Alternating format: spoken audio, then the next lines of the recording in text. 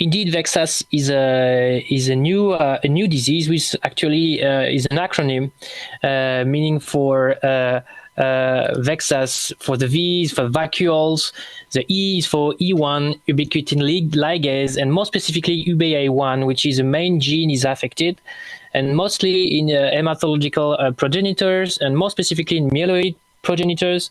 And this mutation will grow within these progenitors and lead to a very specific phenotype which only affect men. This is the X for VEXAS, which is X-linked disease, and the phenotype is mostly inflammatory. Not very specific, but a lot of clinical manifestations such as skin, pulmonary, head and neck, etc. A lot of organs might be affected by inflammatory manifestations.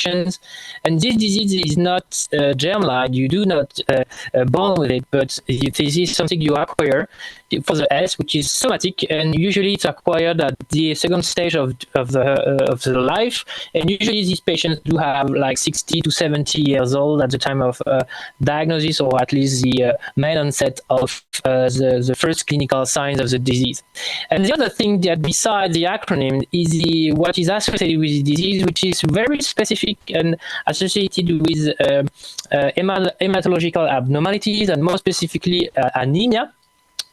Which is the main subject of today, because those patients do have very severe anemia, and this is something that we do not yet understand, that this specific syndrome, which have been discovered 3 years ago, is associated in about 50 to 60% of the cases with a genuine MDS, myelodysplastic syndrome, and low-risk MDS. So far, we have not seen so much transformation to AML, suggesting that this UBA1 gene mostly help, and drive a drift of the disease through MDS, but which is not sufficient to drive full-blown acute myeloid leukemia, which also depicts a very interesting fact about this disease and how myelodysplastic syndrome actually might function.